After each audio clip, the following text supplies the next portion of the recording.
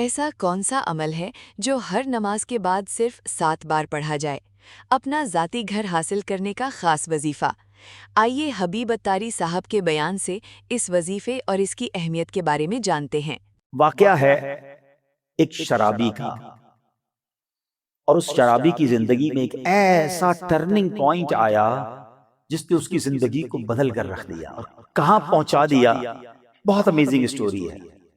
ماجرا یہ تھا کہ وہ شرابی شراب کے نشے میں دھت کہیں جا رہا تھا، راستے میں ایک کاغذ پر نظر پڑی۔ ماشاءاللہ یہاں قرآن پڑھنے والے، پڑھانے والے، اپنی دکانوں پر بھی ماشاءاللہ مدرسہ لگانے والے موجود ہیں۔ تو آج قرآن پاک کی صرف ایک آیت کی فضیلت کی میں نے بات کرنی ہے۔ پورے قرآن کی شان تو نرالی ہے، ایک آیت میں کیا کچھ ہے اس سے اندازہ ہوگا کہ پھر رب کے کلام میں کتنی عظمتیں ہیں۔ تو وہ جو شراب کے نشے میں دھت جا رہے تھے، انہوں نے دیکھا کہ ایک کاغذ کا ٹکڑا پڑا ہے اور اس پر بسم اللہ الرحمن الرحیم لکھا ہوا ہے۔ اب اس کو خیال آیا کہ میرے رب کا نام زمین پر، ادب کا خیال آیا، عزت کا خیال آیا کہ یہ نہیں ہونا چاہیے۔ حالانکہ وہ غلط کام کر رہے تھے، شراب میں تھے، مگر عطر خریدا، اس کاغذ کے ٹکڑے کو صاف کیا، اسے عطر لگایا اور بلند جگہ پر رکھا۔ اس کے بعد وہ اپنے کام میں مگن ہو گئے۔ اسی رات ایک بزرگ کو خواب میں زیارت ہوئی کہ جاؤ میرے اس بندے کو جا کر کہو کہ تم نے میرے نام کو پاک اور صاف جگہ پر رکھا، بلند جگہ پر رکھا، ہم تمہارے نام کو بھی بلند کریں گے۔ اب بزرگ اس بندے کو جانتے تھے کہ وہ تو شرابی ہے، شرابی کے لیے یہ پیغام کیسے ہو سکتا ہے؟ تو کہتے لگتا ہے خواب میں کوئی غلط فہمی ہوئی، دوبارہ سو گئے۔ دوبارہ سوئے تو پھر دوسری بار یہی پیغام، پھر سوچا نہیں اس بندے کے لیے پیغام نہیں ہو سکتا، تیسری بار خواب میں یہی پیغام دیا گیا۔ اب وہ بزرگ تلاش کرنے نکلے کہ وہ کدھر ہے شراب پینے والا۔ ڈھونڈتے ڈھونڈتے جب پتا چلا تو پتا چلا اس وقت بھی وہ شراب کی محفل میں ہی بیٹھے ہوئے تھے۔ آواز دی کہ باہر آئیے، وہ تو شراب کے نشے میں مست، کسی کو بھیجا کہ جاؤ کہو تمہارے لیے پیغام آیا ہے۔ کہ میرے لیے کون پیغام لایا ہے؟ بہرحال پوچھو کس کا پیغام لایا ہو؟ جو بزرگ شراب کھانے کے باہر کھڑے تھے نا، کہ اندر جا کر اسے بتا دو اللہ کا پیغام لایا۔ اب جب یہ سننا تھا تو جھرجھری سے آ گئے، کھڑے ہوئے باہر آئے، اور جب یہ بات بزرگ نے بتائی کہ مجھے تو نہیں پتا تم نے کیا کیا ہے، 3 بار خواب میں مجھے یہ کہا گیا ہے کہ تمہیں بتا دوں تم نے رب کے نام کو جو تعظیم کی ہے، بسم اللہ الرحمن الرحیم کو معطر کیا، اسے بلند جگہ پر رکھا ہے، مجھے یہ پیغام ملا ہے کہ تمہیں بھی تمہارے نام کو بلندی دی جائے گی، تمہیں عزت اور مرتبہ دیا جائے گا۔ جب یہ سنا کہ میں شراب کے نشے میں دھت اور میرا رب مجھ پہ اتنا مہربان، اس بندے نے توبہ کی، اللہ سے معافی مانگی اور عبادتوں میں لگ گئے۔ اے میرے پیارے اسلامی بھائیوں، یہ انقلاب جو شراب کے نشے میں دھت شخصیت کو اللہ کا ولی بنا گیا، یہ کون تھے؟ یہ کوئی اور نہیں، حضرت بشر حافی رحمت اللہ تعالی علیہ تھے۔ یہ زمانے کے ولی بنے۔ حافی کہتے ہیں ننگے پیر رہنے والے کو۔ آپ معرفت الہی اور اللہ کی یاد میں اتنے گم رہنے لگے کہ آپ چپل ہی نہیں پہنتے تھے۔ اور کتابوں میں لکھا کہ جب تک حضرت بشر حافی اس شہر میں رہے، کوئی بھی چوپایا جو ہے نا راستے میں گندگی نہیں کرتا تھا، اس ادب کے ساتھ کہ کہیں بشر حافی کے پیر گندے نہ ہو جائیں۔ تو کتابوں میں آتا ہے کہ ایک بار کسی نے دیکھا کہ چوپائے نے گندگی کر دی ہے، تو اس کے مالک نے سمجھ لیا کہ ہو نہ ہو بشر حافی کا انتقال ہو گیا ہے۔ اور جب معلوم کیا گیا تو ایسا ہی تھا کہ جب وہ زمانے سے وہ دنیا سے چلے گئے، پھر چوپایوں نے راستے کے اندر گندگی کرنا شروع کی۔ یعنی جو اللہ کا ادب کرتا ہے، اللہ کے نام کی تعظیم کرتا ہے، اللہ کی مخلوق جو ہے وہ اس کی تعظیم کرنے لگ جاتی ہے۔ سبحان اللہ۔ تو اے میرے پیارے اسلامی بھائیوں، ادب جو ہے نا وہ بڑی کمال کی شے ہے۔ داتا حضور کی کشف المحجوب پڑھیں تو اس شاندار انداز سے آپ ادب کا درس دیتے ہیں۔ اور یاد رکھیے اسلام میں ادب کا جو ہے نا بہت زیادہ درس ہے۔ اب سنیے گا، کشف المحجوب شریف کا ایک باب ہے جس کا نام ہے کشف حجاب، یعنی آداب کا بیان۔ اس باب میں داتا گنج بخش علی حجویری رحمت اللہ تعالی علیہ نے بنیادی طور پر 3 چیزیں ذکر فرمائی۔ نمبر 1 ادب کسے کہتے ہیں، نمبر 2 ادب کی قسمیں کتنی ہیں، اس کی کیٹیگریز کیا کیا ہیں، اور نمبر 3 مختلف آداب زندگی اس میں بیان کیے گئے. اور سبحان اللہ داتا گنج بخش جو ہے ادب کی اہمیت بیان کرتے ہوئے فرماتے ہیں کہ ہر شخص کے لیے اس کے مقام کے مطابق علیحدہ آداب ہیں. مروت، سنت اور عزت کی حفاظت ادب ہی کے ذریعے ہوتی ہے. اور پھر آپ نے قرآن پاک کی آیت جو ہمیں درس دیتی ہے آپ نے وہاں پر تحریر فرمائی. سبحان اللہ، اللہ قرآن میں کیا فرماتا ہے؟ یا ایھا الذین آمنوا قوا انفسکم واہلیکم نارا وقودها الناس والحجارہ.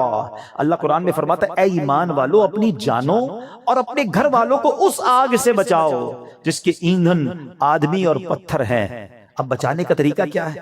صحابی رسول سلطان المفسرین حضرت عبداللہ ابن عباس رضی اللہ تعالیٰ عنہ اس آیت کریمہ کی تفسیر میں فرماتے ہیں ای فقہوہم وادبوہم، یعنی اے ایمان والو تم پر لازم ہے کہ خود کو بھی اور اپنے اہل خانہ یعنی اپنی فیملی کو بھی جہنم کی آگ سے بچاؤ.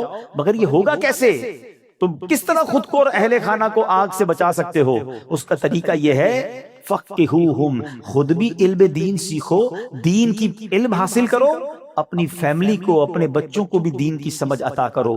ادبوہم، خود بھی ادب یعنی مینر سیکھو اور اپنی فیملی کو اپنے بچوں کو بھی آداب سکھاؤ. اور یہ ہے طریقہ جہنم کی آگ سے بچنے کا. تو پتا چلا کہ ادب کا کتنا بڑا مقام ہے. مسلمانوں کی پیاری امی جان حضرت عائشہ صدیقہ طیبہ طاہرہ رضی اللہ تعالی عنہا سے روایت ہے اللہ پاک کے آخری نبی مکی مدنی رسول ہاشمی صلی اللہ تعالی علیہ وسلم نے فرمایا بچے کا اپنے باپ پر حق ہے کہ وہ اس کا اچھا نام رکھے اور اچھے آداب سکھائے. بادب بانصیب، ہمیشہ یاد رکھیں، بادب بانصیب اور بے ادب بد نصیب. اور مفسرین کرام سبحان اللہ ہماری تربیت فرماتے ہیں کہ اللہ پاک نے حضرت موسیٰ علیہ السلام جب کوہ طور پر آئے تھے، حاضر ہوئے تھے، تو کیا فرمایا؟ اللہ نے قرآن میں حضرت موسیٰ سے کیا فرمایا؟ بے شک میں تیرا رب ہوں تو تو اپنے جوتے اتار ڈال، بے شک تو پاک جنگل طوا میں ہے. اس کی تفسیر میں مفسرین نے لکھا کہ اللہ پاک نے جو حضرت موسیٰ علیہ السلام کو جوتے اتارنے کا حکم دیا، اس کی وجہ یہ تھی کہ بادشاہوں کے دربار میں جوتے اتار کر حاضر ہونا یہ ادب کا انداز ہے. اور خدا تو احکم الحاکمین ہے. تو حضرت موسیٰ اللہ کی بارگاہ میں وادی طوا میں جا رہے ہیں، لہذا حکم ہوا کہ اے موسیٰ اپنے رب کریم اور اس بابرکت وادی کے ادب میں نالین شریف اتار دیجئے. تو پتا چلا ادب کا درس اللہ کریم کی طرف سے قرآن پاک میں جا بجا موجود ہے. اور سنیے حضرت جلال بصری رحمت اللہ تعالی فرماتے ہیں ایمان کا تقاضا یہ ہے کہ بندہ شریعت پر عمل کرے، لہذا جو شریعت نہیں جانتا وہ کامل ایمان والا نہیں. اور شریعت ادب سکھاتی ہے، تو جو ادب نہیں جانتا اس کا ایمان کامل نہیں. سیدی اعلیٰ حضرت امام عشق و محبت کیا فرماتے ہیں؟ لا دین لمن لا ادب لا. اعلیٰ کہتے ہیں اس کا دین ہی نہیں ہے جس میں کتنے صحابہ کے نام اگلے صفحے پہ لکھو، اس کے اگلے صفحے پہ بیٹا لکھو کتنے ولیوں کے نام یاد ہیں. چھوٹا سا ٹیسٹ آپ کو بتا دے گا ہم کدھر جا رہے ہیں، ہمارے بچے کدھر جا رہے ہیں. ایک بات یاد رکھنا، میرا بیٹا میرے مرنے کے بعد گوگل، یاہو، فیس بک، واٹس ایپ، ٹویٹر، انسٹاگرام کھول کر ایصال ثواب نہیں کرے گا. اگر اسے قرآن پڑھنا آتا ہوگا تو وہ مجھے ایصال ثواب کرے گا. اپنے بچے کو قرآن سکھائیے، قرآن کی تعلیم دیجیے. اور پھر سبحان اللہ کچھ لوگ کیا کرتے ہیں اپنے بچوں کو دین سے دور کرتے ہیں، اور تھوڑے دنوں بعد جب بچہ جوان ہوتا ہے تو سر پکڑ کے رو رہے ہوتے ہیں کہ بچہ میرا ادب نہیں کر رہا، بچہ جناب بڑا عجیب عجیب باتیں کرنے لگ گیا. ہمارے پاس آتے لوگ، ہم پتہ غلطی کرتے ہیں. واللہ آپ اپنے بچے کو دین کے حوالے کر دو، جب وہ دین پڑھے گا تو دین اس بچے کو آپ کے حوالے کر دے گا. قرآن کہے گا ماں باپ کا ادب کرو، انہیں اف نہ کہنا. نبی پاک کی حدیث پڑھے گا تو وہاں سکھایا جائے گا کہ محبت سے اپنے ماں باپ کو دیکھو گے تو جنت کا ثواب ہے. ارے وہ اونچی آواز میں آپ سے بات نہیں کرے گا کہ ماں باپ ناراض ہو گئے، تو نبی پاک نے فرمایا جس کے ماں باپ راضی اس سے اس کا رب راضی، جس سے ماں باپ ناراض اس سے اس کا رب ناراض. تو پتہ یہ چلا بچہ دیندار بن گیا تو انشاءاللہ میرا بھی با ادب بن جائے گا، بچہ میرا بھی فرما بردار بن جائے گا. اگر میں نے اپنے بچے کو دین سے دور کیا تو کبھی وہ میرے ہی آگے کھڑا ہو جائے گا. دنیا میں ایک دستور سا بن گیا ہے، سب کے لیے نہیں کہتا مگر میجورٹی ایسا دیکھا گیا کہ جب بچہ دنیا میں ترقی کرتا ہے نا تو ماں باپ کو ڈر لگتا ہے کہ کہیں بچے کو برا نہ لگ جائے.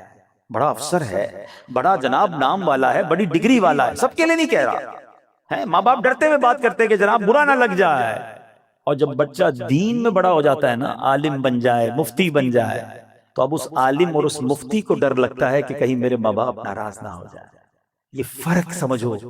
تو اپنے بچے کو قرآن پڑھائیے، دین سکھائیے، یہ بچہ آپ کا نیک بن گیا نا، خدا نہ خواستہ اگر میرے گناہوں کی سبب اگر کوئی گڑبڑ قبر میں ہو بھی گئی نا، تو نیک اولاد کی دعا، نیک اولاد کا عمل جو ہے وہ انشاءاللہ مغفرت کا ذریعہ بن جائے گا۔ تو اپنی اولاد کو اپنے لیے ہمیں صدقہ جاریہ بنانا ہے۔ سبحان اللہ، مولا علی شیر خدا نے ایک بڑا پیارا وظیفہ دیا، اور شاید اب جو میں وظیفہ بتانے جا رہا ہوں، جتنے لوگ یہاں موجود ہیں سب کو اس وظیفے کی ضرورت ہے۔ مولا علی شیر خدا کرم اللہ تعالی وجہ کریم سے بیسیکلی تو یہ روایت ہے، وظیفہ تو نبی پاک علیہ الصلوۃ والسلام نے عطا فرمایا۔ آقا فرماتے اے علی، میں تمہیں ایسے کلمات نہ بتا دوں جنہیں تم مصیبت کے وقت پڑھ لو؟